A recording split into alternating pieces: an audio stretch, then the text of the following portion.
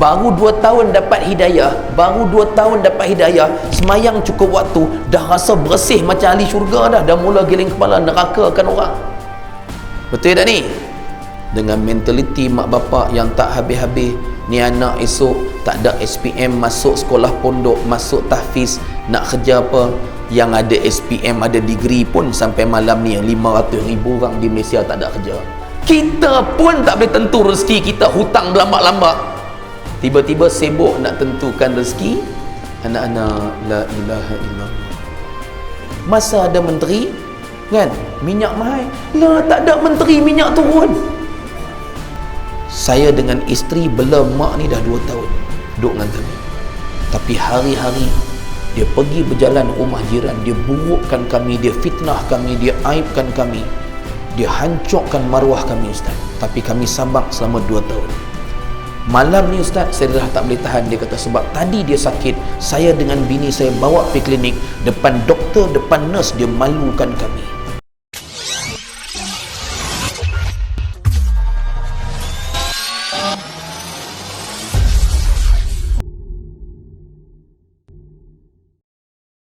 Bismillahirrahmanirrahim. Alhamdulillah, nahmaduhu wa nasta'inuhu wa nastaghfiruh wa na'udzu bihi min syururi anfusina wa min sayyiati a'malina. May yahdihillahu fala mudhillalah wa may yudlil fala hadiyalah. Asyhadu an la ilaha illallah wahdahu la syarikalah wa asyhadu anna Muhammadan abduhu wa rasuluh. Allahumma salli wa sallim wa barik ala sayyidina Muhammad wa ala ali sayyidina Muhammad.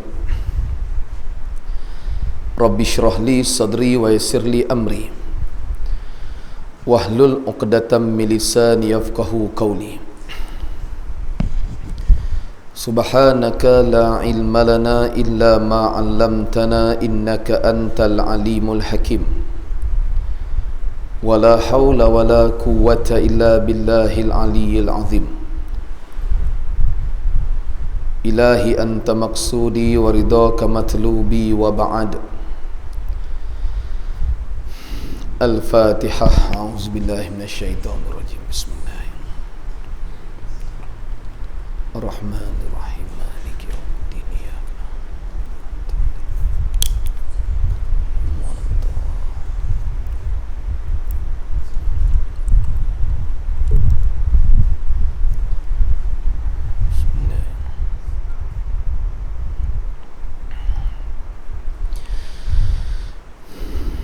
Wa qala Allah Ta'ala fi kitabihil aziz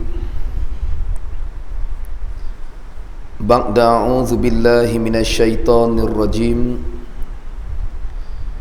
Ya ayyuhalladzina amanu ijtanibu katsiran minadh-dhann inna ba'dadh-dhanni itsm wala tajassasu wala yaghtab ba'dukum ba'dha ayuhibbu ahadukum an ya'kula lahma akhihi maitan fakarihtumu wattaqullah innallaha tawwabur rahim. Sadaqallahul azim. Firman Allah Subhanahu wa ta'ala dalam suratul Hujurat ayat yang ke-12 mafhumnya, wahai orang-orang yang beriman, jauhilah kamu kebanyakan daripada sangka. Sesungguhnya sebahagian daripada sangka itu adalah dosa. Dan jangan kamu mengintai-ngintai, yakni mencari kesalahan orang lain. Dan jangan kamu mengumpat sebahagian kamu dengan sebahagian yang lain. Apakah kamu suka makan daging salah seorang saudara kamu yang telah mati, sedangkan perkara itu sangat kamu benci? bertakwalah kepada Allah, yakni takutlah kepada Allah. Sesungguhnya Allah itu maha penerima taubat lagi maha kasih dan sayang. Yang saya muliakan pengerusi serta jawatan kuasa surau Madinatul Anbiya, Perumahan Kastam Bukit Gelugo, Pulau Pinang, tuan-tuan imam, para muazzin, para siak surau, muslimin muslimat, ibu-ibu dan ayah-ayah yang mulia lagi dicintai Allah dan Rasul, serta disayangi oleh seluruh penduduk langit dan bumi. Yang pertamanya, saya mempersilakan untuk semua kalau boleh duduk di depan saya yang kosong ni. Kesian penuh dengan jin Islam ni. Tolong mari yang belakang mari ke depan semua.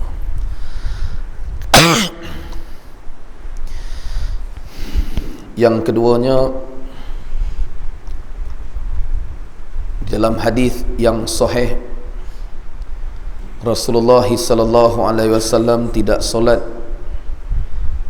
dalam keadaan di hadapannya kosong, melainkan baginda sallallahu alaihi wasallam akan pacakkan sesuatu di hadapannya, sama ada tombaknya atau busur panahnya.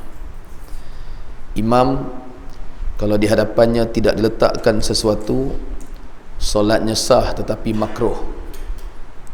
Solatnya sah tapi makruh. Meletakkan sesuatu di depan kita ketika solat itu dalam bab fiqh namanya sutrah. Sutrah dalam mazhab kita Syafi'i adalah sunat muakkad yang sangat dituntut. Adapun dalam sebahagian mazhab yang lain ada yang mewajibkan sutrah tersebut. Samalah juga kalau makmum atau jemaah solat sunat seorang-seorang dalam keadaan yang lapang, tidak ada sesuatu sutrah di hadapannya, solatnya sah tetapi makruh. Sebab itu para ulama kalau mereka masuk dalam masjid atau surau, kalau mereka nak solat sunat, mereka akan solat di belakang-belakang tiang ni, sehingga kan mereka digelar ashabul imad, iaitu penghuni-penghuni tiang. Kalau tiang penuh, ada orang solat, mereka akan pergi ke depan untuk solat, menjadikan dinding-dinding depan tu sebagai sutra. Kalau dinding depan pun penuh, mereka akan solat di belakang orang lain. Orang yang duduk berwirid ataupun orang lain yang sedang solat sunat, mereka akan solat sunat di belakang orang itu, maka orang itu menjadi sutrah bagi mereka. Ini sunnah, ya. Dan yang ketiganya, ini perkongsian ilmu sebenarnya, ya.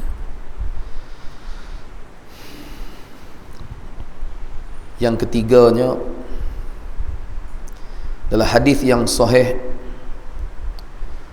Nabi sallallahu alaihi wasallam selepas memberi salam pada solat subuh dan maghrib sahaja, baginda tidak mengubah kedudukan kakinya sehingga selesai membaca la ilaha illallah wahdahu la syarikalah lahul mulku wa lahul hamdu wa yumiitu ala kulli syai'in qadir sebanyak 10 kali selepas subuh dan maghrib.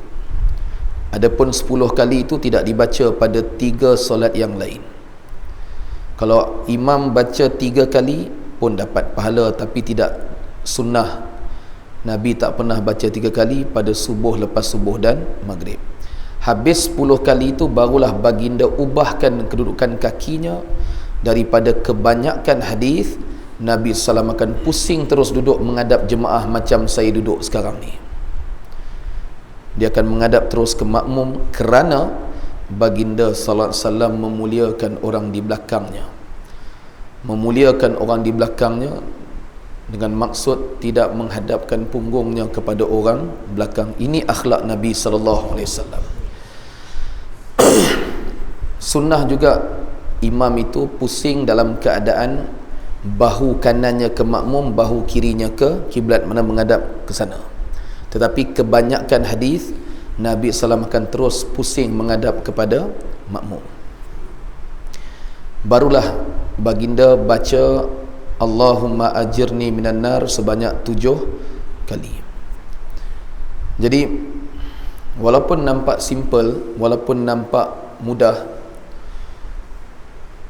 kalau tidak ada hikmah yang besar, nescaya baginda SAW tidak akan melaksanakannya. Kita akan jumpa hadis dalam Sahih Al-Bukhari. Tengok dalam Syarah Fathul Bari,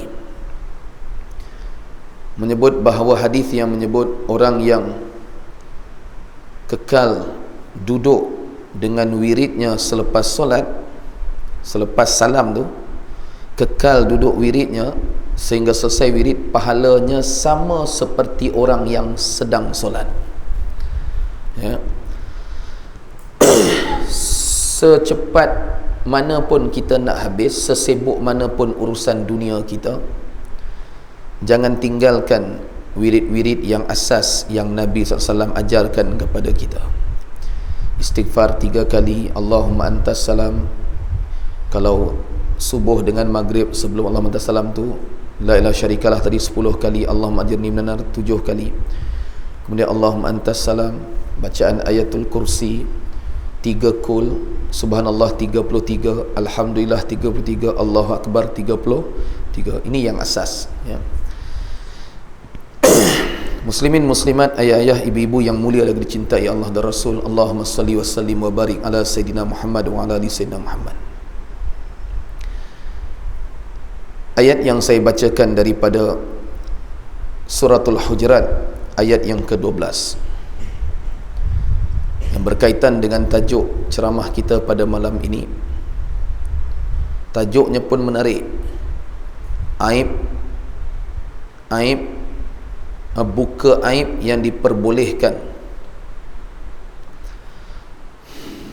Pada asasnya, pada dasarnya, tidak ada satu aib pun yang dibenarkan kita buka kepada orang ramai, apa saja, sama ada aib diri kita sendiri ataupun aib orang lain.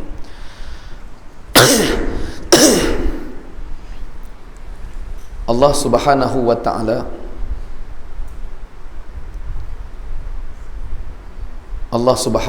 ta'ala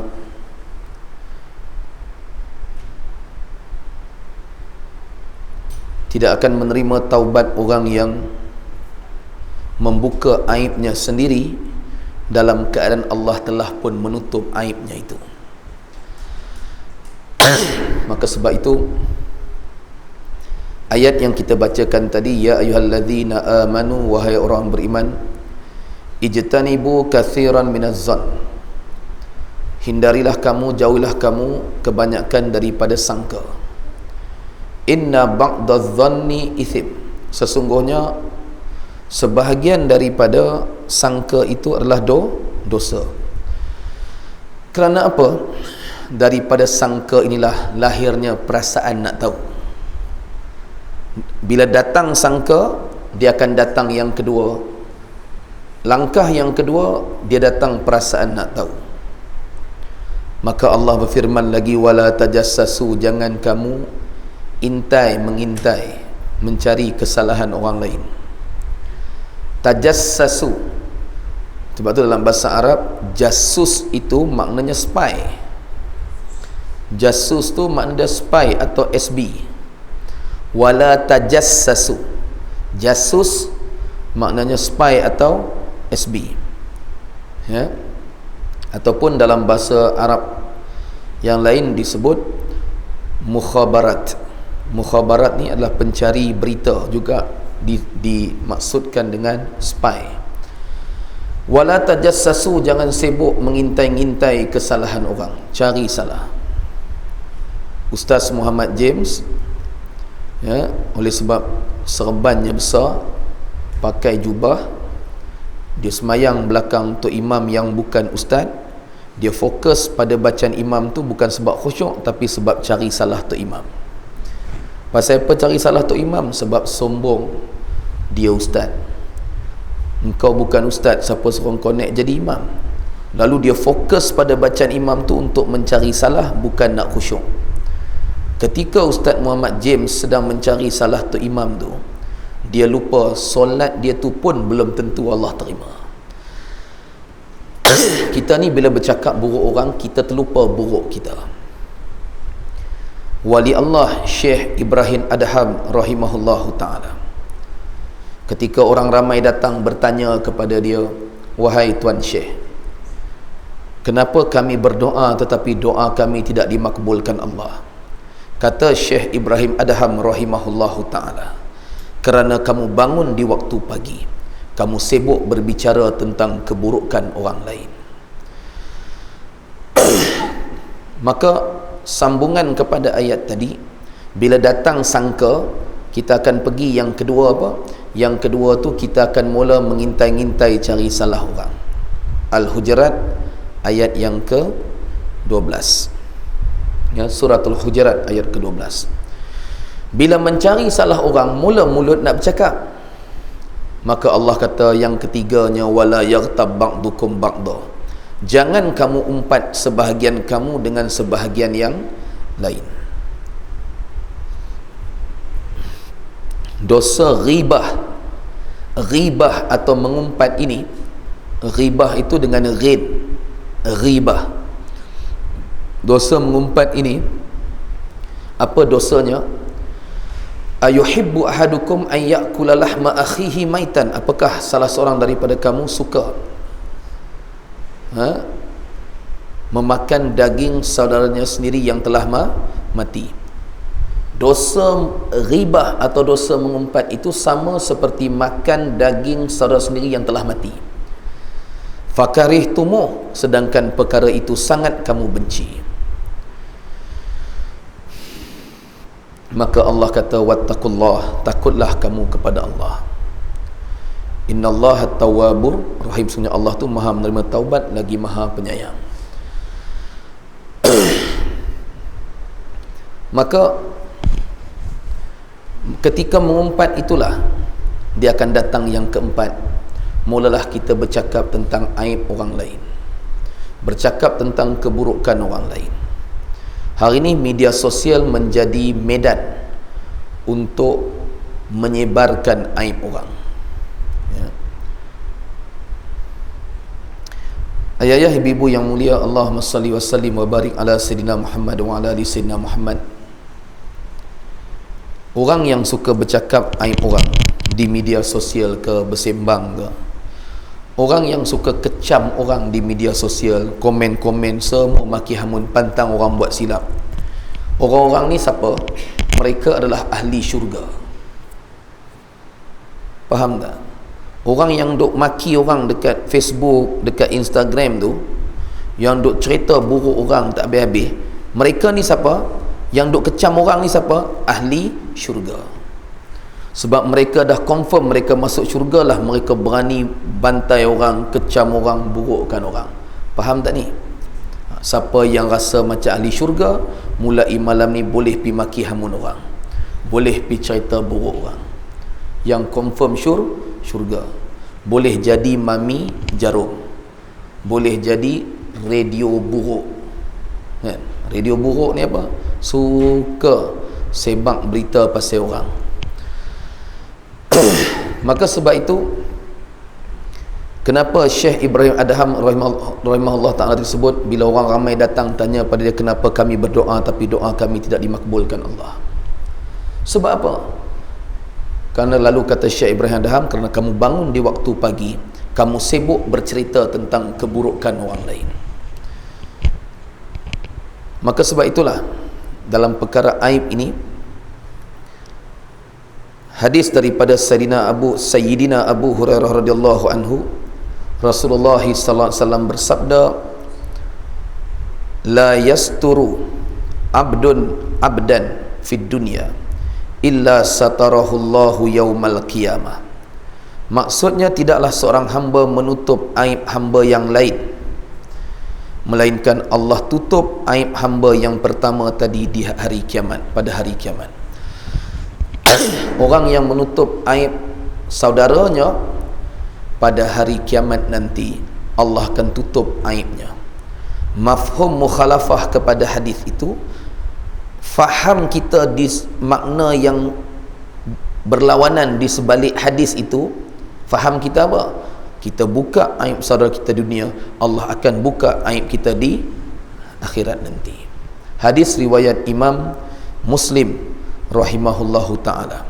Bila sebut riwayat Imam Muslim, hadis riwayat daripada Al-Imam Abul Husain bin Hujjaj Muslim bin Kaushas Al-Kushairi An-Naisaburi, yang digelar Imam Muslim rahimahullah ta'ala dalam kitab hadis sahih Muslim.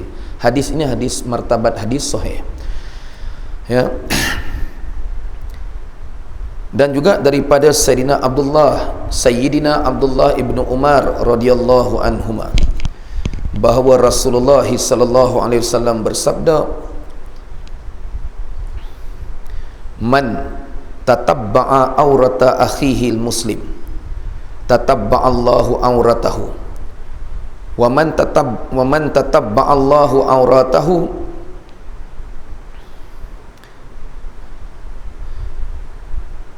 yafdahu walau fi jawfi rahlihi. Barang siapa yang mencari-cari aib atau kelemahan saudaranya yang muslim, siapa yang suka mencari-cari aib saudara seislamnya, nescaya Allah akan membuka aibnya walaupun dia berada dalam rumahnya sendiri. Orang yang suka mencari-cari aib saudara seislamnya, Allah pasti akan membuka aibnya walaupun di dalam aib dalam rumahnya sendiri. Hadis riwayat Imam At-Tirmizi rahimahullahu ta'ala dalam kitab hadis Sunan At-Tirmizi. Maka kita berhati-hati dalam kita bercakap, ya. Maka tajuk kita pada malam ini, buka aib yang diperbolehkan. Menceritakan aib seseorang dalam bentuk umum.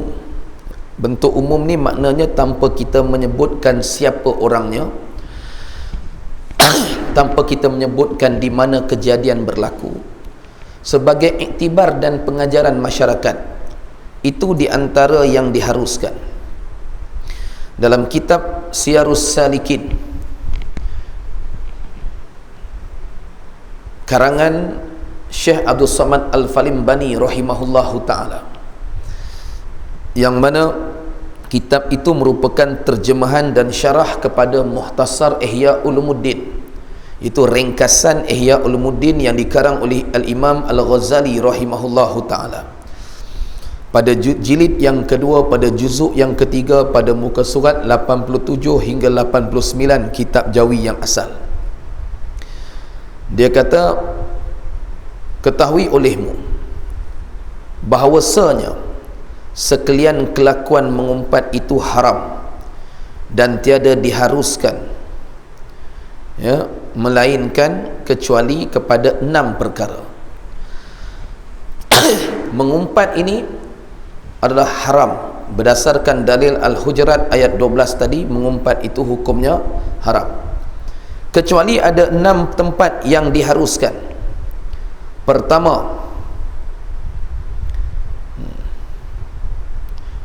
Pertama iaitu mengkhabarkan akan kejahatan orang yang menzalimi orang lain, ya. Pertamanya menceritakan tentang kezaliman seseorang.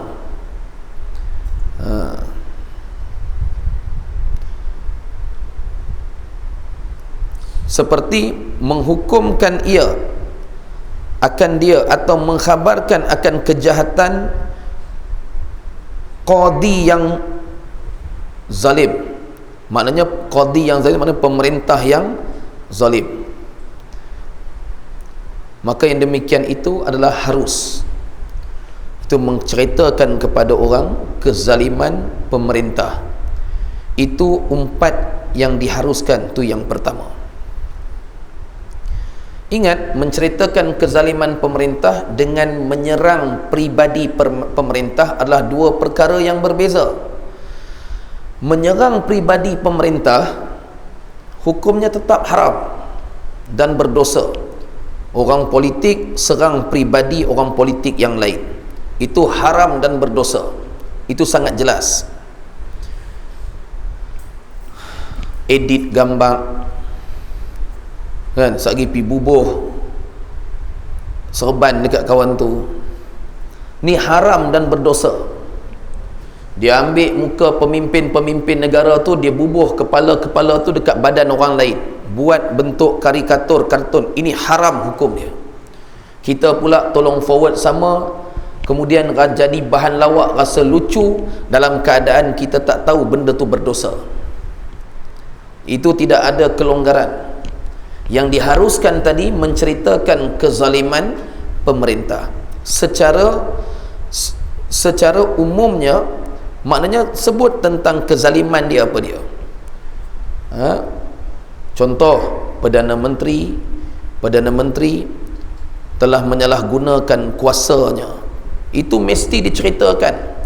Tetapi dia mesti diikuti, cerita tu pula berlaku, diikuti dengan setelah terbukti mengikut hukum syarak dia memang bersalah. Kalau mengikut hukum syarak terbukti dia bersalah, maknanya apa? Dia mesti dibicarakan di mahkamah. Ini syarak. Ya, bukan kita menceritakan kezaliman itu sebelum terbukti dia bersalah. Kena hati-hati. Jangan baca hukum harus kita bantai semua walaupun tidak pernah dibicarakan, tidak pernah dibuktikan bersalah ataupun tidak. Ya. Dan yang kedua, harus mengkhabarkan akan kejahatan.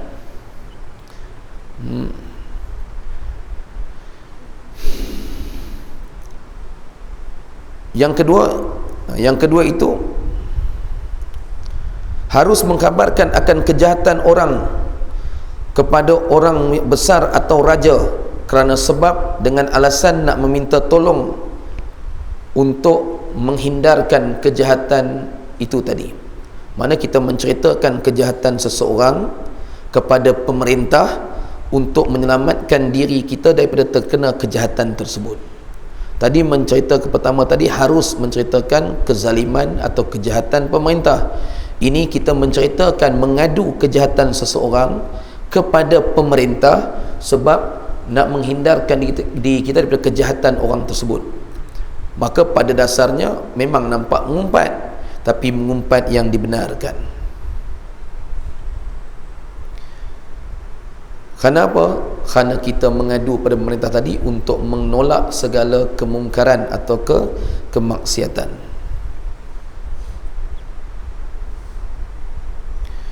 Yang ketiga, harus mengumpat dengan tujuan meminta fatwa daripada mufti atau orang alim. Kita terpaksa cerita kejahatan orang tu, keburukan orang tu, sebab kita nak minta fatwa daripada mufti tentang kejahatan, nak minta hukum dia, nak minta apa hukumnya. Harus mengkhabarkan kejahatan orang kepada mufti kerana menuntut fatwa kepadanya. Seperti berkata seorang kepada mufti, bapaku atau saudaraku ia menzalimi akan daku dengan berbuat kejahatan kepadaku, apa hukumnya dan bagaimana untuk melepaskan diriku daripada kejahatan bapaku itu. Mana dia terpaksa cerita kejahatan bapa dia, nak minta fatwa mufti. Ini contoh dia bagi. Pada dasarnya nampak mengumpat, tapi yang diharuskan. Sebagaimana contoh yang lain, mengadu seorang perempuan kepada qadi tentang kejahatan suaminya, maka itu mengumpat, tapi yang diharuskan. Yang keempat, umpat yang diharuskan iaitu mengingatkan orang Islam tentang kejahatan. harus mengkhabarkan kejahatan orang kerana menakuti orang muslim daripada akan orang muslim daripada kejahatan orang itu. Jadi kita nak menyelamatkan orang Islam yang lain, maka kita ceritakan tentang kejahatan seseorang tadi dengan tujuan nak menyelamatkan orang. Contohnya, orang tu mengajak ajaran sesat, datang orang lain nak mengaji dengan dia, lalu kita ceritakan kesesatan orang tu demi menyelamatkan orang datang belajar tadi, mengumpat tapi yang diharuskan.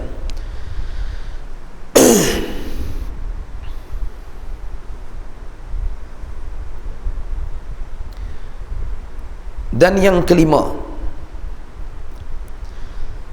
harus menyebutkan aib orang yang tidak dikenali, melainkan dengan disebutkan aibnya itu seperti si fulan yang buta atau si fulan yang timpang atau sebagainya. Maksud dia, kita tak kenal orang tu, tapi kita nak describe, nak gambarkan kepada orang lain tak tahu siapa dia. Pak Mat tu, Pak Mat mana? Ada 3,300 orang Pak Mat dekat tempat kami ni. Contohnya kan, Pak Mat yang tempang kaki sebelah tu, mengumpat, tapi diharuskan bukan dengan tujuan dia nak mengumpat, nak bagi tahu ke orang, pasal nak gambarkan kepada orang Pak Mat yang mana. Contoh kan, itu mengumpat yang dibenarkan. Tapi jangan jumpa pula kawan tu dia panggil Pak Mat tempang, Pak Mat tempang. Hak tu haram, berdosa. Menggelar-gelarkan orang. Kalau kita gelar orang, kawan-kawan kita, contohlah kawan baik, kawan sekolah yang kita dah biasa melawak kan, dia pun redha, tak apa. Tapi kalau dia tak redha, hukumnya haram. Tengok kawan tu gelap panggil kicap, dia tak redha, haram.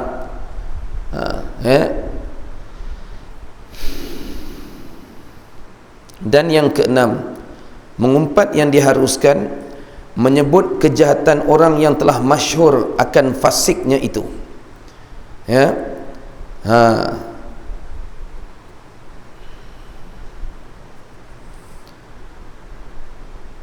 Jadi orang tu orang masyhur seperti artis yang popular. Tentang, maka kita diharuskan menceritakan kefasikan orang-orang masyhur ini supaya orang lain tak menjadi ikutan kan. Orang masyhur ni seperti artis tu, contohnya adalah orang-orang yang suka dijadikan idola oleh peminat-peminatnya, sedangkan banyak benda-benda fasik yang dia buat. Contohnya bukanlah semua artis macam tu, ada artis yang baik, ada artis yang soleh dan solehah. Jadi ini 6 umpat yang diharuskan. Maka sebab itu itu dalam bab mengumpat yang diharuskan. Maka saya sebut di awal tadi, selain daripada 6 itu, kalau kita menceritakan macam mana orang menceritakan, kadang-kadang kita dengar penceramah cerita tentang aib mayat yang diuruskan tanpa dia menyebut siapa nama mayat tu, tanpa dia menyebut kejadian berlaku di mana, di kampung mana, daerah mana, dia tak boleh sebut. Tapi dia cerita secara umum, kisah mayat yang berulat contohnya, cerita mayat orang tengah bagi mandi, bangkit, tengah bagi kapan, ketawa mengekek. Yang ketawa mengekek tu apa dia? Yang tu model dia buat kursus jenazah kan, bukan mati sungguh. Buat gambar kawan tu tengah gelap, buat gambar kawan tu tengah tersengih, depa tangkap padahal tengah kursus jenazah, yang depa kapan tu orang hidup sebenarnya, depa pun ambil gambar, lepas tu pergi viral. Lihatlah kematian seorang hamba yang soleh, meninggal dalam keadaan senyum, kepala otak hang, kawan tu tak mati lagi kan. Kita ni memang suka viral benda-benda lagu tu. Hari tu depa viral gambar apa? Gambar yang ulat sawa keluar daripada jenazah yang mayat yang diperkapan kan, padahal yang tu tengah berlakon yang berlakon tanah kubur tu, drama tanah kubur tu, dia pergi ambil pergi viral. Lihatlah iyalah kita nak bagi pengajaran pada orang, jangan sampai menipu. Kalau benda tak pasti, jangan kita viralkan, jangan kita sebarkan.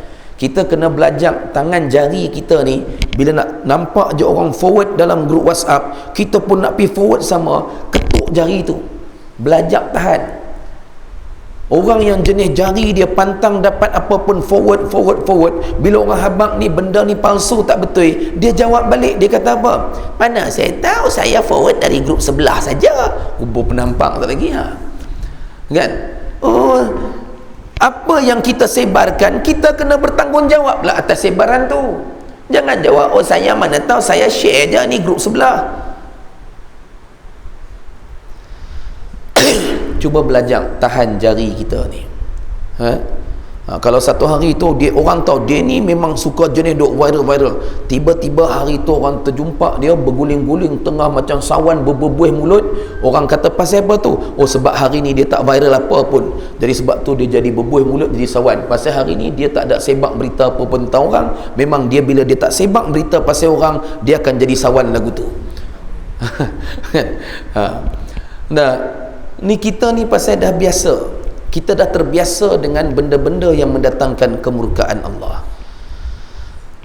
Hari ni tukar. Dulu masa tak ada media sosial ni, orang kata mulut murai.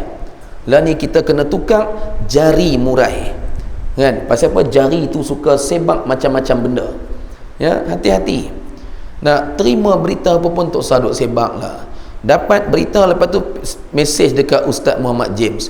Ustaz, ni saya dapat daripada grup sebelah. Nak tanya Ustaz, betul ke benda ni? Saya kata, mana aku tahu betul tak betul? Hang tanyalah orang yang sebab tu, yang pergi hantar. Ingat Ustaz ni apa? Ingat Ustaz semua tahu ke? Kadang-kadang menyampah juga nak jawab kan? Mana kita nak tahu betul tak betul? Saya kadang-kadang ya macam apa macam mesej berantai tu kan, mesej berantai tu tulis la ilaha illallah, tulis dengan Rumi pula tu kan, lepas tu kul huwallahu ahad, Allah, semua tulisan Rumi. Dah lah nombor satu, tulis ayat Quran tulis dengan tulisan Rumi, hukum dia haram, hukumnya haram. Contoh dia senang je, pasal apa haram? Huruf H tu nak kira apa? Ha ke ha? Nak kira apa? Ha ke ha? Mana nak tahu H? Orang yang tak mengaji dah tentu tak tahu ni huruf H. Pergi baca Yasin, ada cetak Yasin dengan tulisan Rumi. Ni yang nak menjaga cari duit ni pun sampai tak tahu halal haram. Kononnya nak memudahkan orang tua-tua yang tak boleh baca Al-Quran. Tu bukan memudahkan, tu membodohkan orang. YAASIIIIN, I ada 4 sebab 4 harakat kan? Yasin, WAL kan? La ilaha illallah. Kita ni ada orang jawab dekat saya, dia kata, habis tu Ustaz, bukankah kalau Al-Quran tu kita tulis dengan Rumi, kadang-kadang dia memudahkan apa ni, dia memudahkan orang lain. Siapa dia di antaranya? Saya tanya siapa memudahkan siapa? Dia kata memudahkan muallaf. Nak bagi orang muallaf ni pandai sementara. Pasal apa anak kecil ni daripada umur 5-6 tahun hampa pandai bagi iqra' dekat dia? Pasal apa muallaf tu tak bagi iqra'? Kalau hampa kata yang tulisan Rumi Al-Quran tu nak mudahkan muallaf, bagilah anak-anak kecil ni belajar dengan Rumi juga. Alif, A-L-I-F, alif. Awak tak ajak lagu tu. Maka tengoklah muallaf-muallaf tu macam budak kecil, bagilah iqra' kat dia. Yang gatai piajak dia dengan Rumi, siapa suruh? Betul kan? Patut bagilah buku iqra' tu. Pi buat alasan muallaf nak mengaji senang. Tuliskan mesej berantai tu tadi, kul huwallah, dah lah haram tulis tulisan Al-Quran dengan Rumi. Lepas tu tulis bawah pula, sila sebarkan kepada 10 orang, lihatlah hasilnya nanti. Syirik pula tu. Dosa haram tulis Al-Quran Rumi 1, dosa kedua syirik pula tu. Percaya sebar dekat 10 orang, nanti dapat kesan dia macam ni. Dia hantar dekat saya jawab, kenapa 10 tak 11? Bolehlah 11 orang, banyaklah sikit hasilnya. Saya kata Lepas tu dia reply balik, "Peli ke apa ustaz? Hang dah tahu macam tu, yang hang kata yang tak kat aku pasal apa? Hang nak syirik seorang-seorang. Bawah tu tulis pula lagi, jangan bakhil dengan ilmu, sebarkan. Anda akan ditanya pada hari kiamat nanti. Saya hitamkan yang tu, saya tulis tu kepala otak hang." Geram aku kan. La ilaha illallah. Percaya benda yang bukan-bukan. Ni orang Melayu ni, pasal tu orang Melayu rukun iman ada 7 kan. Yang ketujuh tu apa? Percaya benda khurafat, percaya dengan Tok Bomo. Nah, percaya dengan benda karut marut ni banyak sangat. Sebab tu akhirnya kita tak isi dalam kita, memori yang kosong ni tidak diisi dengan ilmu yang sepatutnya.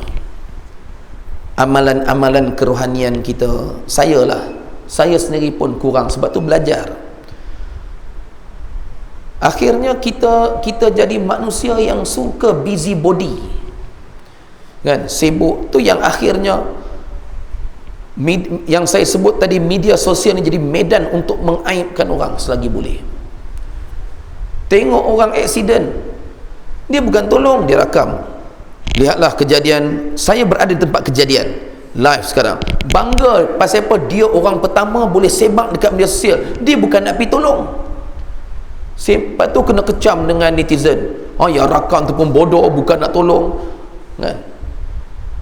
Buat orang lain jadi berdosa kerana kita, orang lain jadi berdosa kerana kita. Ni manusia hari ni. Sebab tu masa saya pernah budak aksiden bulan puasa masa tu di Taiping, mereka naik motor 2 orang laju, mereka tak perasan bas tu berhenti dekat bus stop, tak perasan. Budak ni, saya pula seberang jalan dekat satu kedai pomen, bengkel pomen. Saya tengah repair kereta, bus stop tu seberang jalan, tiba-tiba mereka langgar betul-betul bucu bas dekat signal bas belah belakang tu, melambung budak, dua-dua tergedik-gedik atas jalan. Dengan agaknya masa tu dah dekat pukul 7 petang, agak dengan bekai agaknya nak buka puasa. Ni pakat pergi rumah ni ada yang ambil kamera, ambil handphone. Saya pergi pangku budak tu, saya lintas jalan pergi angkat. Lepas tu kata, "Bang, oh ini kena cepat pasal." Saya kata, "Kepala otak cepat mai lah, tolong." Saya kata, bercakap dari jauh aja. Ada pula kan, "Oh ini tak boleh pegang ni, salah ni, biar polis mai." Lagi tu mangkuk ayun, kalau pak hang kena, orang tak tolong, pak hang hidup lagi masa tu, mai lah tolong bapak saya. Tak boleh, ni undang-undang sentuh salah ni kan. Kalau mati pun korang kita bukan jadi saksi. Kalau pak hang kena macam mana? Betul tak ni?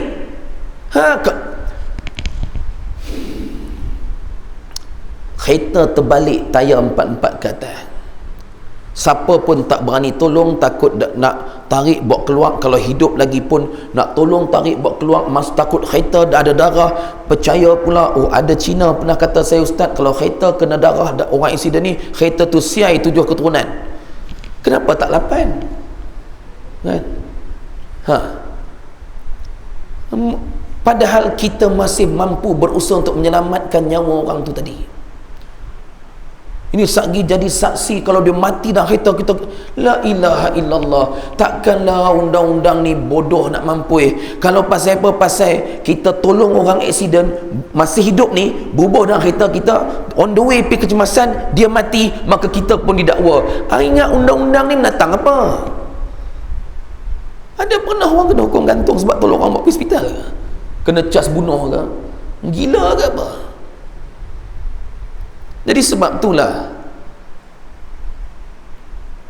dalam kita ni kita kena perbetul.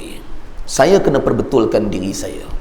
Ayah-ayah, ibu-ibu yang mulia lagi cinta Allah Rasul, Allahumma salli wa sallim barik ala sayyidina Muhammad. Kita semua kena belajar untuk betulkan dalam kita ni. Gaya nak kongsi mesej dengan orang lain, benda-benda yang melibatkan hal keburukan orang, istighfar cepat-cepat. Ya.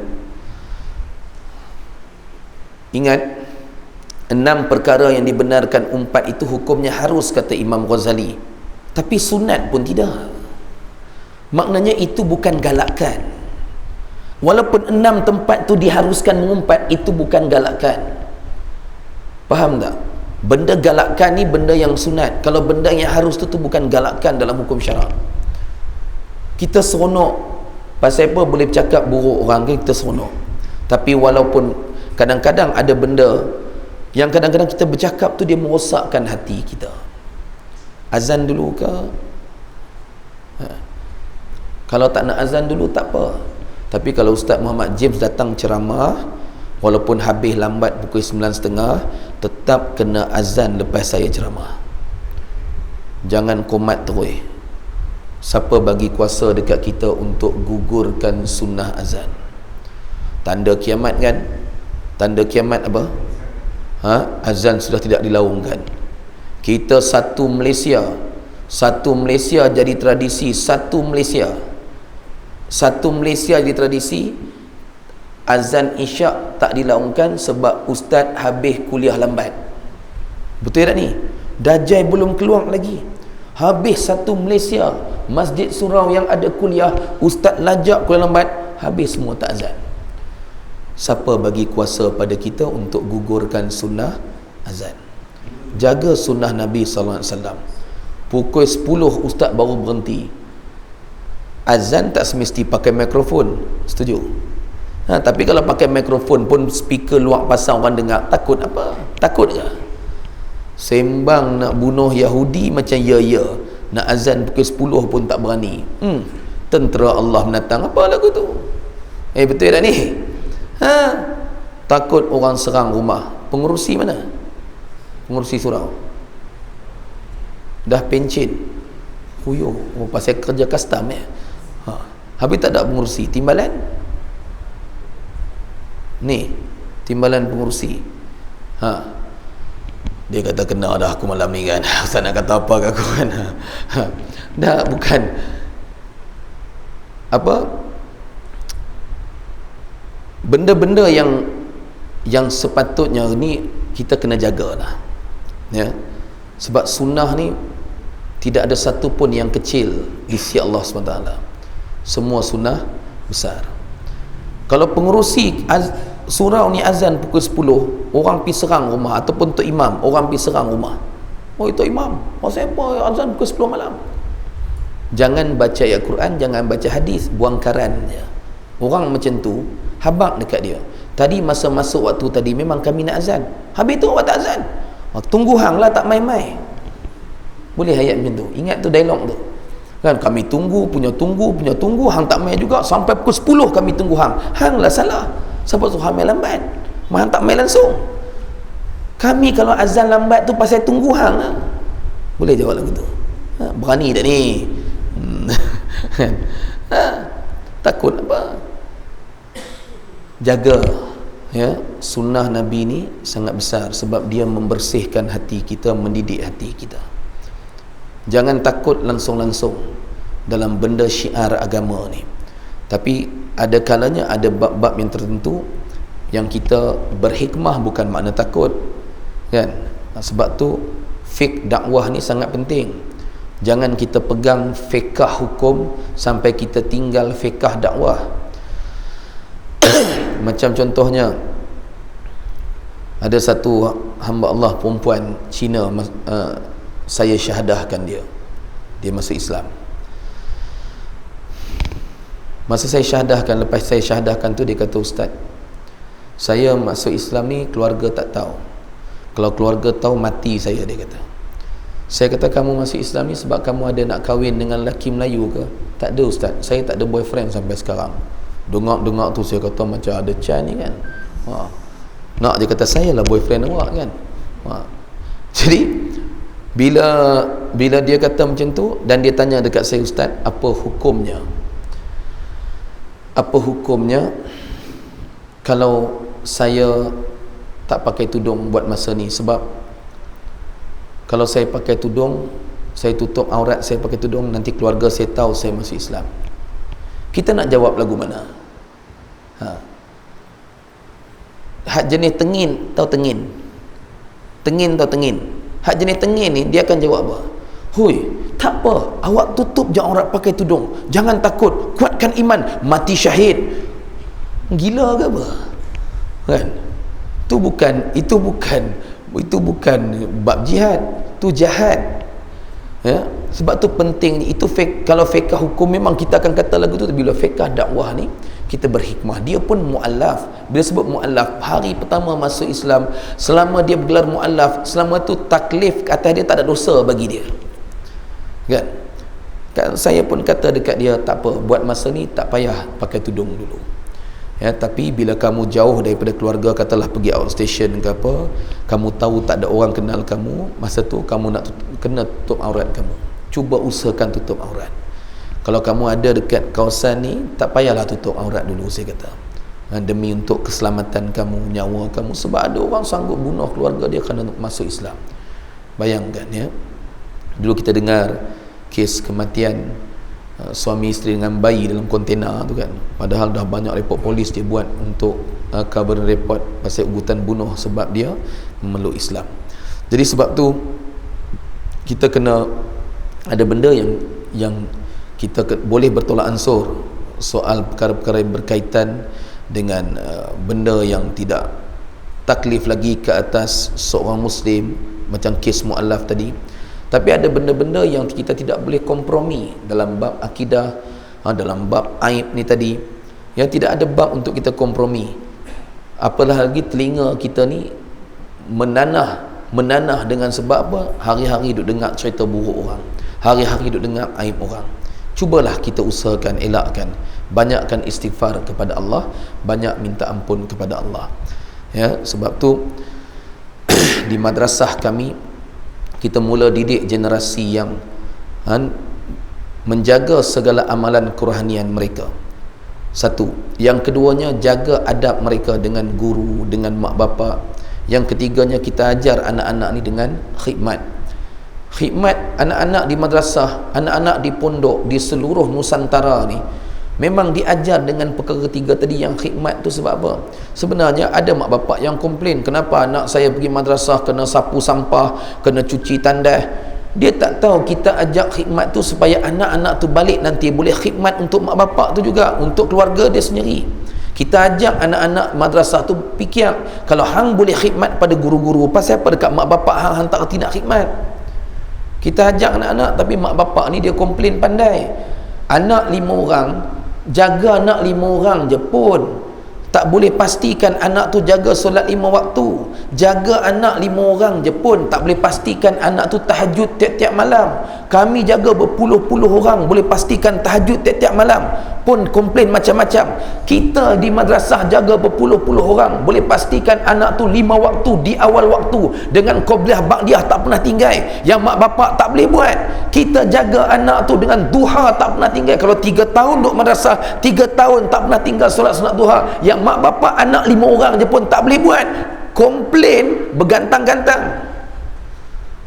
Saya pernah cabang mak bapak, ada mak bapak cabang, lah ni tukang anak 5 orang tu mai kami jaga, berpuluh orang ni ambil pula 2 bulan tukang mau berani. Tak ada lah ustaz, saya bukan komplain, pang tak lagi. Pandai cakap. Jangan duk serang sekolah macam-macam. Kalau kita yang 5 orang tadi pun kita tak boleh urus untuk jaga macam madrasah, jaga beratus orang tu kita tak boleh buat, mulut dia. Kita 5 orang saja pun, 4 orang anak, 7 orang anak pun tak boleh pastikan anak tu cukup sembahyang 5 waktu, betul? Madrasah boleh buat, kita tak boleh buat. Tutup mulut tu. Lagi teruk sampai suruh cikgu merangkak, lagi kurang ajar kan?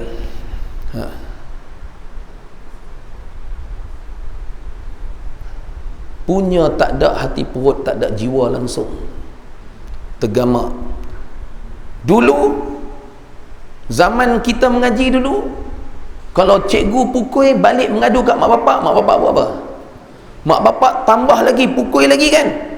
Yang suruh cikgu merangkak, ustazah merangkak tu, yang duk pergi serang sekolah, yang duk komplain ustaz, ustazah dan cikgu macam-macam tu, dia tu pun tahu dulu kalau dia kena pukul balik mengadu kena tambah lagi. Tiba-tiba zaman anak dia pergi serang sekolah pula.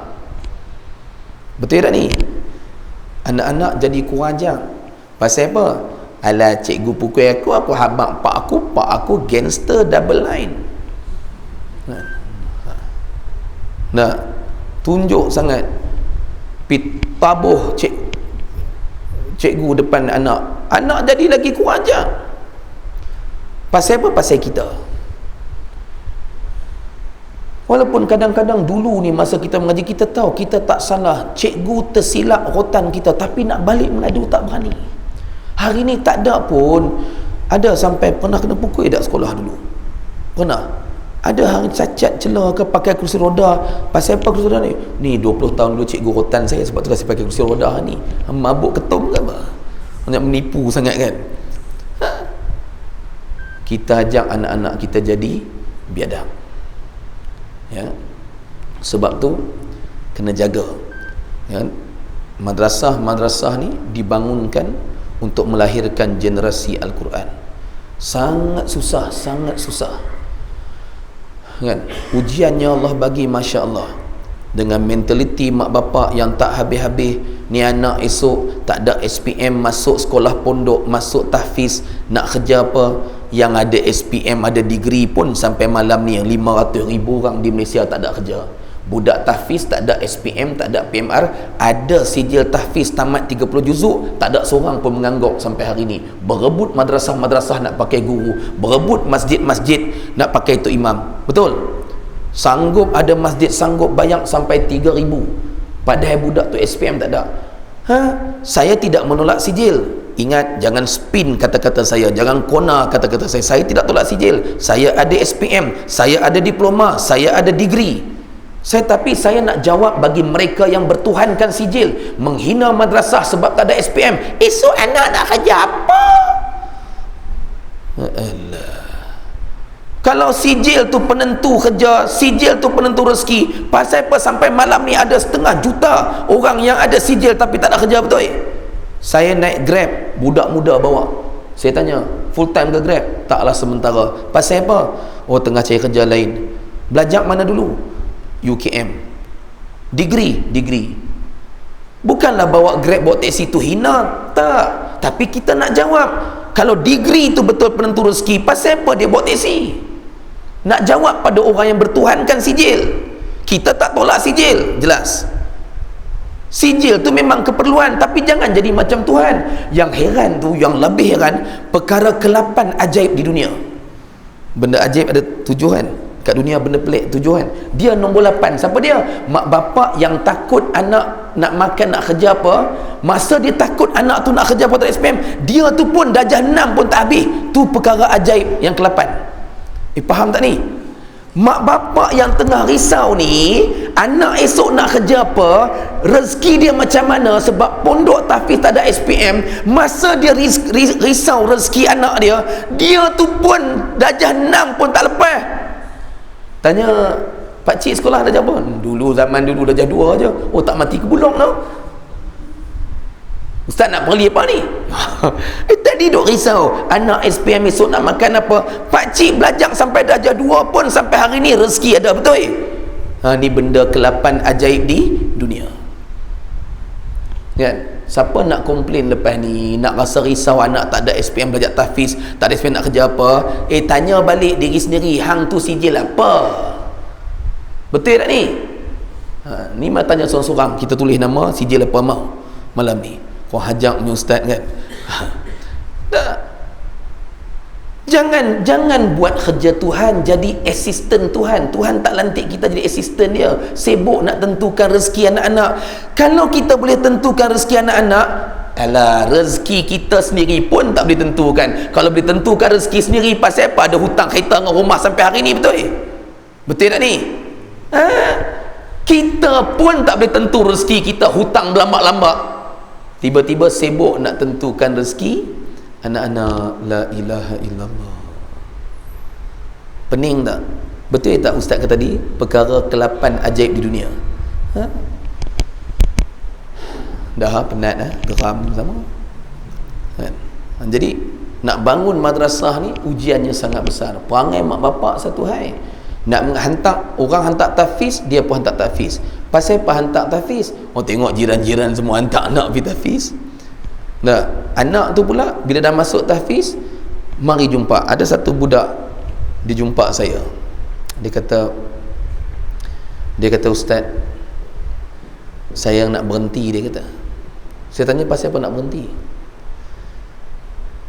Mak hantar saya belajar agama, tapi mak semayang pun tak. Bila saya balik rumah, mak bising-bising. Budak ni budak perempuan, ni kita sekolah agama saya mengajak dulu, umur 16 budak perempuan tu. Saya balik rumah pakai tudung labuh, mak bising. Mak kata kalau nak ikut kami pergi shopping ke apa, jangan nak berbungkus-bungkus. Habis tu untuk apa mak saya hantar belajar sini ustaz? Saya ingat nak berhentilah. Kakak saya bawa balik boyfriend tidur di rumah, mak tak bising pun, dia kata. Menangis budak tu, kata nak berhenti. Lepas tu saya tanya dia, habis pasal apa mak kamu hantar kamu belajar sini?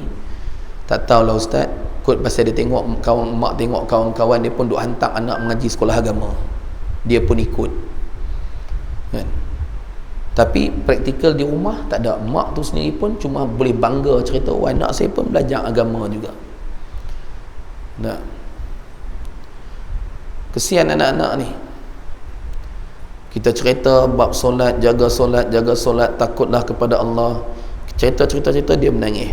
Kita ingatkan dia menangis sebab hati dia terkesan dengan kita cerita tu, kot dia menyesal. Rupanya dia menangis itu sebab apa? Sebab dia bila kita cerita, dia sendiri pun rasa hibah sangat bila dia teringat mak ayah di rumah semayang pun tak. Tapi hantar anak mengaji agama. Lepas tu komplain manjang. Pandai sangat buka sekolah sendirilah kat rumah. Hang jadi guru besar, hang jadi cikgu, anak hang jadi anak murid, cutilah ikut suka. Kan? Buat silibus sendiri, pandai sangat. Ustaz tu tak betul, anak berhenti sekolah pergi tukar madrasah lain, pun komplain ustaz ni tak betul. Tukar sekolah nombor 3 pula pun ustaz tu tak betul. Lalah dia bengang, cerita ke orang, saya 3 kali dah anak tukar sekolah. Sekolah agama ni, madrasah ni memang teruk lah. Cerita. Lalah saya masuk anak sekolah kebangsaan. Masuk sekolah kebangsaan pula pun dia bergaduh dengan cikgu sekolah kebangsaan pun tak betul. Kan? Ada tak orang lagu tu? Ada. Bersepah. Kan? Maka sebab tu kita muhasabah diri kita. Nak bercakap buruk orang, nak bercerita aib orang, muhasabah diri sendiri. Sebab tu saya kata tadi, orang di awal tersebut, orang yang suka sembang aib orang ni, siapa dia tu? Orang tu siapa? Penghuni syurga. Sebab dia dah tahu dia confirm masuk syurga, duduk cerita buruk orang. Faham tak? Berhenti menilai dan menghukum orang. Naik motor tadi nak mai ke surau, nampak ada satu grup duk naik haji. Azan maghrib jadi pergi naik haji. Main dam haji tu kan. Sehari 14 kali. Kita pun lalu dengan motor geleng kepala. Astaghfirullahalazim, neraka jahanam. Tu dia. Masa kita geleng kepala, kita duk hukum depa tu neraka jahanam, pasal azan pun buat tak tahu. Masa kita duk hukum tu, kita terlupa 2 tahun lepas kita pun ahli kelab tu juga. Baru 2 tahun dapat hidayah, semayang cukup waktu, dah rasa bersih macam ahli syurga dah mula geleng kepala nerakakan orang. Betul tak ni? Bukan orang surau Madinatul Anbiya, nama pun bandar nabi-nabi, nama surau. Jadi usahalah ya. Sebab madrasah ni, itulah saya sebut, kalau madrasah tadi kita didik anak-anak ni, kita didik, kita ajar hari-hari. Khidmat tadi saya sebut tu, anak-anak ni didisiplinkan. Hang lalu kot mana pun hang nampak sampah kutip, hang masuk tandas nampak najis melekat-lekat tandas tu, hang masuk juga, hang keluar pastikan tandas tu bersih. Itu sifat sahabat Nabi, bukan tinggal kan? Jadi anak-anak di madrasah ni, kita harap mereka akan lahir sebagai generasi yang akan membawa perubahan pada masa akan datang, generasi Al-Quran. Kita nak harap siapa lagi dah ni? Memang ni anak orang custom semua ni, memang anak custom dekat perumahan ni ada 5 orang je. Orang hajak punya ustaz kan. Betul.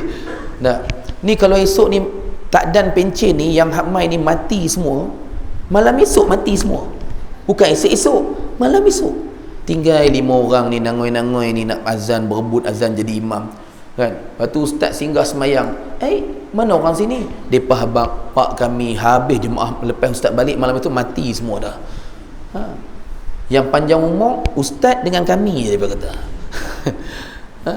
Mana generasi anak-anak kita? Kami buat kursus jenazah, nak tarik budak muda, Allah, yang mai semua bakal jenazah, yang mai kursus pun bakal jenazah. Bayangkan, rasa macam nak bagi mandi nak kapan terus kat situ. Sampai la ilaha illallah. Nah, jadi madrasah-madrasah yang kita nampak dibina dengan air mata ni, la ilaha illallah. Saya ada 4 madrasah, 2 daripada tahfiz, 1 di Perak, 1 di Johor. 2 madrasah tu saja saya kena ada every month, tiap-tiap bulan 46,000 saya kena ada.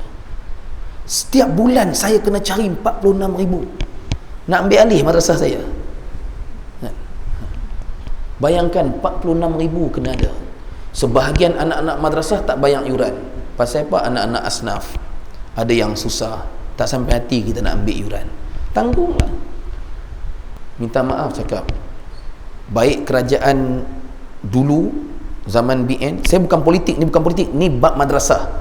Dalam bab madrasah, kerajaan BN dulu isytihar 30 juta untuk tahfiz pun kami haram tak dapat. Mari kerajaan PH isytihar 50 juta kan bajet belanjawan itu untuk tahfiz pun haram kami tak dapat. Kami berdaftar dengan kerajaan madrasah. Nah, mai hat tak ada kerajaan ni tak tahu pula ni tengah kerajaan kerajaan pula tak ada, menteri tengah tak ada ni. Masa ada menteri kan, minyak mahal. Lah tak ada menteri minyak turun. Baik jangan ada menteri. Kita mintalah tuanku yang di Pertuan Agong biarlah raja-raja merintah. Sebab apa? Selama hari ni pun kerajaan kita adalah penjawat awam. Betul tak? Yang mentadbir negara selama hari ni semua penjawat awam, menteri. Ni tak pergi jadi berdosa pula dah. Kan? Orang duk perli dalam media sosial, dalam Facebook, Instagram, orang tulis apa? Depa tulis apa?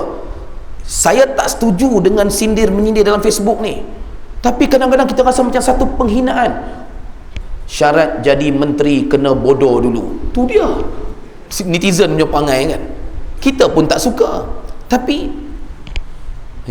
yang bab menteri tak ada minyak turun tu jangan potong. Yang tu bubuh tak apa dalam video. Geram aku kan. Siapa nak dakwa saya? Masa saya kata malam ni menteri tengah tak ada lagi. Jadi saya tak kata kat menteri mana-mana. Nah, terkejut tak semalam viral minyak turun, menteri tak ada? Terkejut tak? Terkejut beruk kita dengan beruk-beruk semua terkejut. Bayangkan sampai keluar dekat media sosial banyak orang komen, lagi bagus tak ada menteri no. Nah, bayar gaji menteri pun buang duit. Nah, tengok Brunei. Saya duduk setahun dekat Brunei. Brunei pemerintahan dia sultan semua. Menteri pun dia nak lantik menteri siapa dia? Yang profesional dalam bidang folio menteri tersebut. Baru betul. Sebab tu kalau ada cadangan hari baru-baru ni supaya menteri dilantik di kalangan profesional. Ketua pengarah sekian jabatan, dia dah pakar dalam bidang tu. Naiklah ketua pengarah ni yang penjawat ni jadi menteri. Lagi bagus, dah tentu tahu buat kerja. Betul tak? Dia lantik Ustaz Jim jadi menteri tengok. Lingkup habis semua kan. Jadi sebab tu ayah ibu yang mulia, susahnya saya 2 kali dah orang hantar mesej kat handphone saya. Dah tahu tak ada duit, buka madrasah buat apa? Tu dia. Bangsa lain, Cina, India tu buka sekolah Cina, sekolah Tamil swasta dulu. Bangsa dia pakat tolong sampai berjaya. Orang Melayu hantar mesej, dah tahu tak ada duit, buka buat apa? Saya jawab balik mesej tu. Saya kata apa? Guru Quran tok nenek moyang kamu, guru Quran mak bapak kamu, guru Quran kamu, guru Quran anak-anak kamu, itulah guru-guru yang lahir daripada madrasah yang tak ada duit tu, saya kata. Jangan lupa. Betul? Sedap kan? Madrasah kami itu, Allah. Sembahyang Jumaat pun sebelum ni tumpang-tumpang orang. Hantar surat dekat custom hari tu. minta 2 van. Lepas tu custom Perak telefon saya, van tak ada ustaz, MPV ada. Ui, Belfire ada tak, saya tanya. Demand tak tu kan. Sorry ustaz, Belfire tak dan tengok ustaz, lebur dah, dia kata. Ada satu Estima ustaz, mari isi borang apa semua, minta Estima tu katanya hadiah kepada satu masjid Selangor, dah lulus dah, hadiah masjid Selangor. Dia masjid tu dapat kenderaan ni tak dia ambil, dia tolak kat madrasah kami. Saya pun pergi tengok Estima tu elok, saya buat komen, tengok semua elok kan. Ni tengah tunggu surat ni, custom tak hantar lagi, custom Putrajaya lah kan. Jadi pas budak semayang Jumaat pun tumpang-tumpang orang, nak habaq susahnya madrasah ni. Susahnya madrasah yang dibina dengan air mata tu, yang bawa atas meja luar tu meniaga nak untuk madrasah. Bila Jabatan Agama tadi minta kunci, kira-kira 12 bulan yang tahun lepas baru saya tahu, bila madrasah buat kunci kira-kira tu, baru saya tahu jumlah sumbangan orang ramai dengan yuran yang kami kumpul, duit masuk yuran dengan sumbangan ni dapat 103,000. Jumlah perbelanjaan yang kami keluar untuk 12 bulan tu pula 190,000 lebih. Had dapat 103,000, yang belanja 190,000 lebih. Mana mai 90,000 lebih lagi tu? Rupa-rupanya itulah yang saya pun tak perasan. Rupa tu hak duk menjaga kat luar tu. Malam ni perhabis yang kat luar tu, hak barang jual tu, tutup pagar-pagar, jangan bagi dia keluar. Surau ni mana ada pagar kan. Nah, siapa lagi nak bantu kalau bukan umat Islam? Saya datang malam ni bukan nak minta derma, tak, just nak bagi tahu kewangan madrasah tengah teruk. Bukan nak minta derma, cuma nak bagi tahu kewangan madrasah tengah teruk. Bukan nak minta dah nak masuk 3 kali ulang ni kan, tak faham-faham lagi kan. Jadi kita doalah, minta pada Allah, mohon ampun dan maaf atas kekasaran bahasa saya. Kalau terasa hati, padan muka, rasakanlah. Bukan senang nak dapat penceramah cakap lepas ni kan.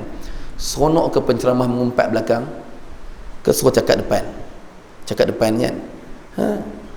Baik penceramah macam saya cakap depan daripada mengumpat kat belakang. Nyampah aku pergi surau tu teruk, tanda contoh kan. Lepas tu pula tuan-tuan dapat tahu Ustaz Muhammad James mengumpat surau kami. Oh, kita punya geram, kenapa Ustaz tu tak tercakap depan kita? Cakaplah depan, janganlah buat macam ni, pergi viral pula. Bila Ustaz cakap depan, dah tak panggil ceramah lepas tu kan. Terasa hati pula dah, serba tak kena. Nah, manusia kan macam tu. Nah, macam orang perempuan lah, laki nak kahwin lagi tak bagi, tiba-tiba laki dia kantoi, dia tangkap laki dia buat maksiat. Kenapa abang buat macam ni? Kalau abang nak cakap, bila cakap tak bagi. Betul tak ni? Best malam ni kan, Ustaz cover kan. Tak benar-benar betul. Saya ustaz, saya bukan Melayu, sebab tu saya bukan macam ustaz-ustaz Melayu. Ustaz-ustaz Melayu berpantun, berkiah. Tadi nak panggil mai duduk depan pun ustaz-ustaz Melayu, dia bukan tak berani, dia wakil ke Ustaz James malam ni, suruh tolong panggil kan, tolong habaq. Saya Muhammad bin James Bevan, nama dalam IC. James Bevan tu sebenarnya ayah saya. Ayah saya orang Jerman, mak saya India Muslim, mama. Sebab tu saya jauh lebih handsome dari tuan-tuan. Orang hajak ni ustaz kan.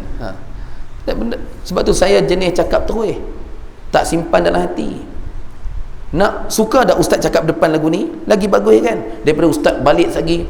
Bagus tak ustaz surau Madinatul Anbiya? Bagus tak ustaz? Bagus apa, mai dengar duduk mengaji pun buku catatan apa pun tak ada. Contoh dia macam pandai sangat, menyesai. Nak ke ustaz macam tu? Tu tadi contoh-contoh kan. Baik cakap depan, celaka betul ustaz ni kan, jilaka kan. Nah, baik cakap depan. Tu imam seorang je buku catatan, contoh kan. Yang lain main buat telinga je, handai. Alim belaka kan, sangka baik. Yang mai tak ada buku catatan ni pasal apa? Nak semak ustaz mengajak betul ke tak betul, itu saja. Alim belaka dah kan. Nak bukan surau ni nah, ni cerita surau Madinatul Anbiya dekat Arab Saudi. Surau ni Masya Allah, 2 kali 5. Geram ni muka ustaz kan. Jangan pancit tayar kita ustaz lah. Itu saja dari saya, mohon ampun dan maaf. Ada nak tanya soalan atau bantahan? Silakan. Ada tanya soalan? Jangan malu tanya soalan, insya-Allah.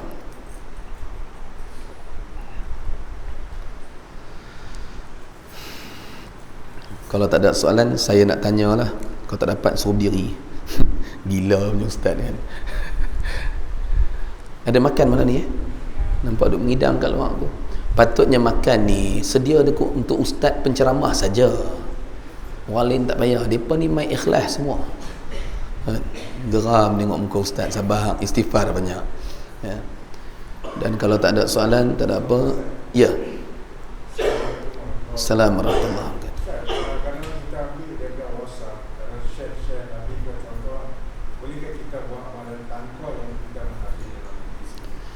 Bagus soalan tu. Soalannya kita duk share tentang amalan-amalan. Ada pula yang ditulis dekat WhatsApp tu, dengan ini saya ijazahkan.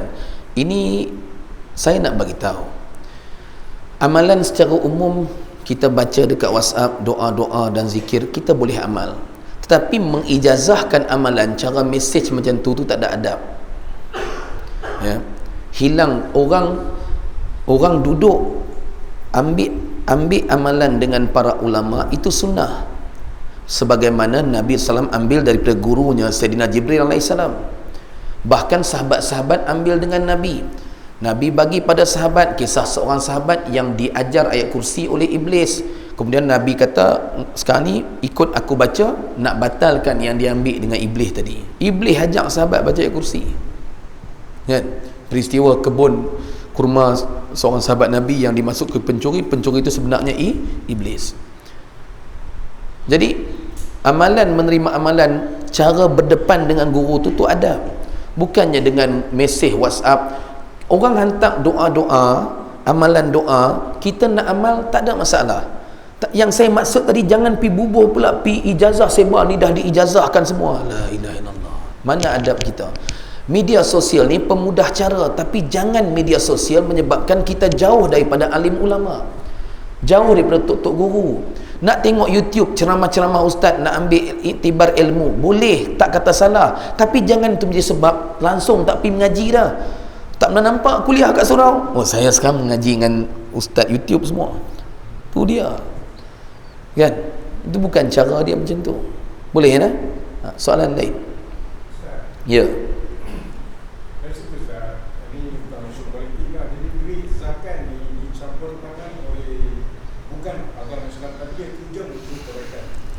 Serangan demi serangan terhadap bukan Islam sampai kita kata itu laknat dan munafik, adakah ini satu akhlak orang Islam? Baik. Dia ada beberapa isu di situ. Soalannya, orang bukan Islam campur tangan dengan tentang duit zakat untuk kebaikan Islam, tapi dimaki hamun oleh orang Islam sebab campur tangan Islam. Baik. Isu yang pertamanya, memang tidak sepatutnya orang bukan Islam mencampuri urusan agama orang lain. Sebagaimana orang bukan Islam tak suka kita campur urusan agama dia, macam tu orang Islam tak suka agama lain campur urusan agama kita. Kalau dia campur tangan atas dasar urusan pentadbiran dan sebagainya, itu bab lain. Tapi mencampuri urusan agama orang ini isu yang sangat sensitif. Sebagaimana kita tak dibenarkan campur tangan isu, bayangkan kalau contohnya orang-orang India beragama Hindu nak tentang isu Sami dia, tiba-tiba kita campur tangan, oh, sebenarnya you nak lantik Sami ni you kena gini-gini, tak angin orang tu, contohlah kan. Bayangkan kita campur urusan tabung kuil, duit tabung kuil, kita orang Islam pergi campur pula urusan tu. Orang India marah tak? Marah. Macam itulah orang Islam marah sebab urusan zakat. Cuma saya tidak setuju dalam sebab kedua tadi sampai bermaki, melaknat dan bagai itu melibatkan akhlak kita. Itu melibatkan adab dan akhlak kita. Jadi, tetapi pihak yang berkenaan juga dia kena faham isu tu isu sensitif yang tak sepatutnya dicampur tangan oleh orang bukan Islam, sebab itu isu agama Islam. Ni bukan isu politik, bukan isu pentadbiran, ni isu agama. Zakat tu adalah urusan agama. Nak campur tangan urusan cukai LHDN, silakan. Tu tak ada kena-mengena dengan urusan agama. Tapi benda melibatkan agama orang lain, macam mana dia tak suka kita campur urusan tabung agama dia, macam tu orang Islam tak suka. Sepatutnya tak boleh campur.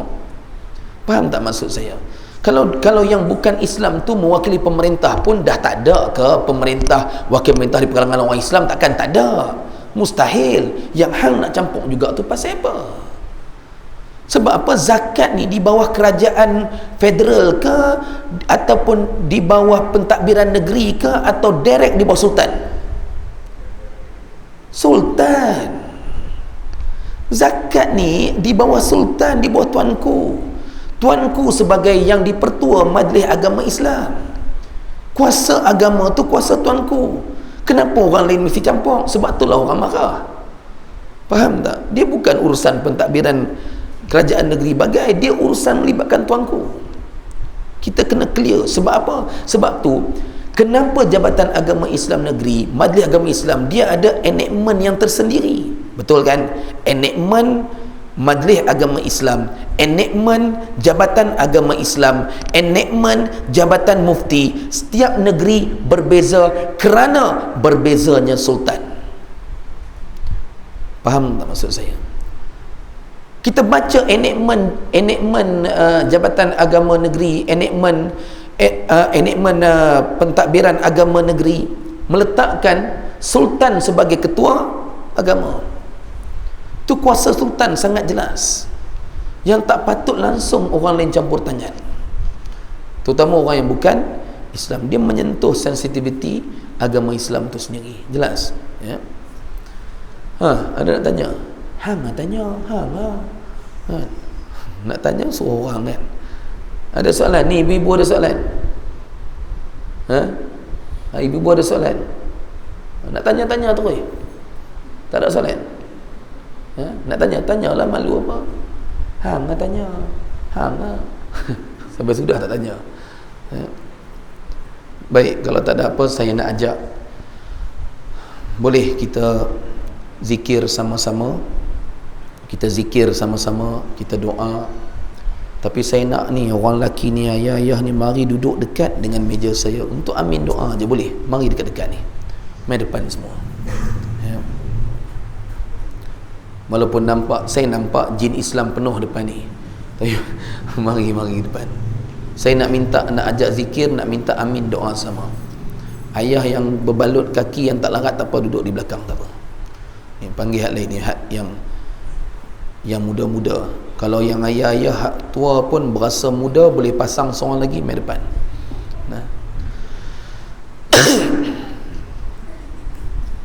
Doalah, kita minta kepada Allah sungguh-sungguh.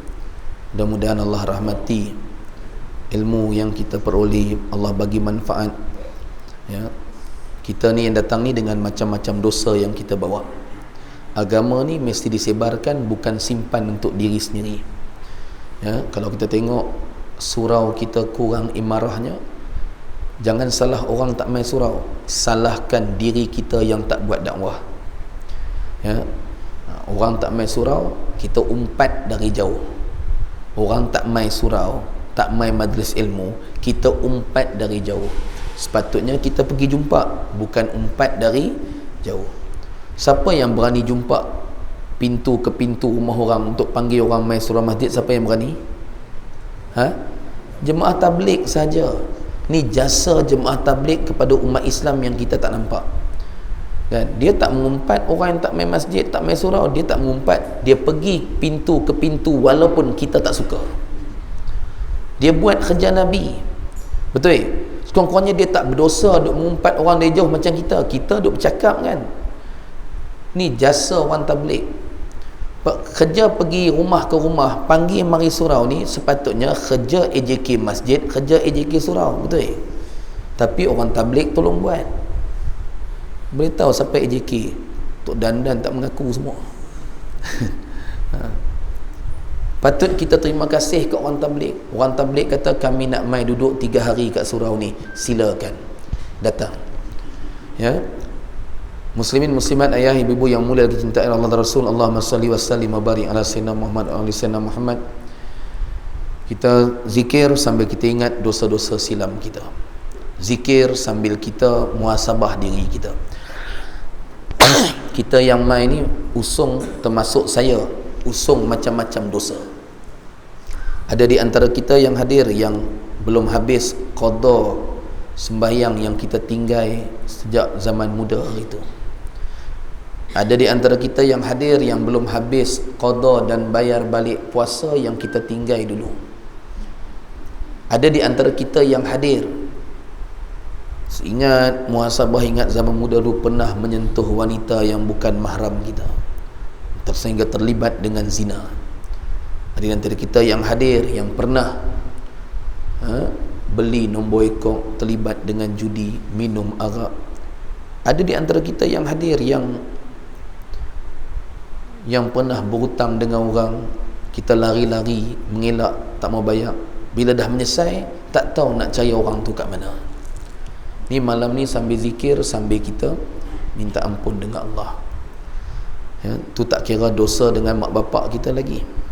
Mak kita yang sampai mati dia betul. Mak ni sampai mati dia betul walaupun dia salah pada masa tu. Sebab mak ni syurga kita. Syurga tak pernah salah. Dulu masa kita kecil, macam-macam salah kita buat, sampai dah berumur ni pun banyak salah kita buat, tapi dia tetap pertahankan kita walaupun dia tahu kita salah. Ni perangai mak kan. Hari ni kita depan muka mak, kita habaq dekat dia, mak yang salah. Mak bergaduh dengan bini kita, mak mentua bergaduh dengan menantu, ni biasa. Tapi berapa orang anak lelaki, berapa orang suami yang akan cakap dekat bini dia, abang tahu awak tak salah, abang tahu mak yang salah. Tapi depan mak, abang akan cakap mak betul sampai dia mati.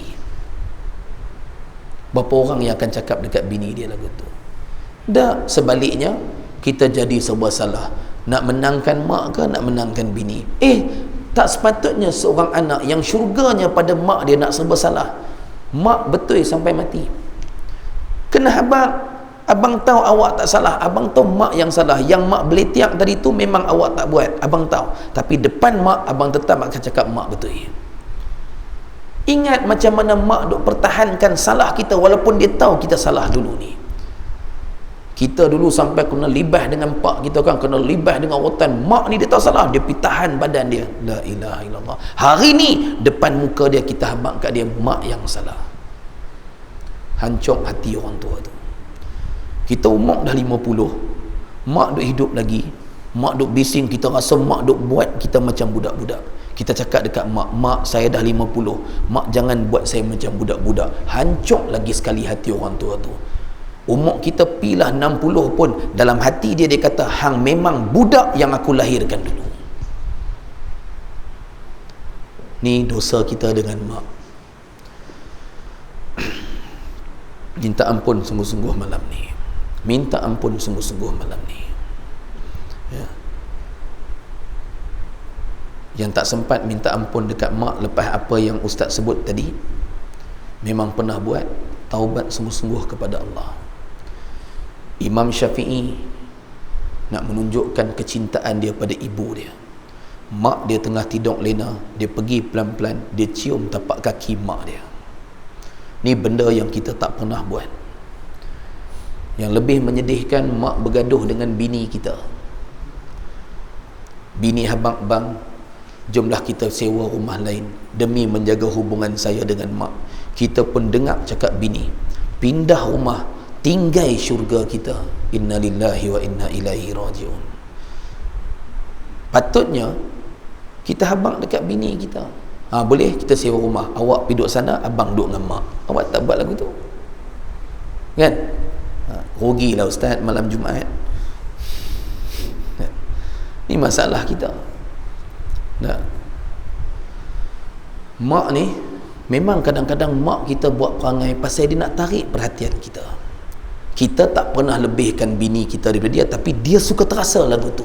Tu yang dia buat pelik-pelik kan? Kadang-kadang mak ni memang kadang-kadang kita tahu mak salah, dia jadi batu api pasal dia nak tarik perhatian kita sebenarnya kan?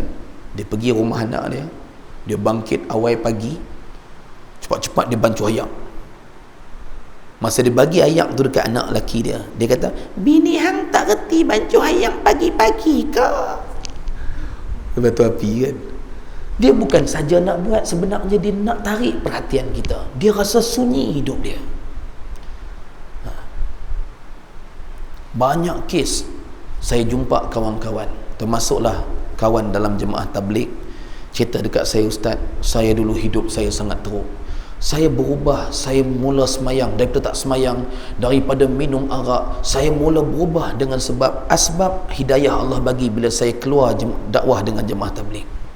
Tapi ustaz, bila saya ikut jemaah tabligh, mak halau saya pergi rumah, mak cukup tak suka dengan jemaah ni.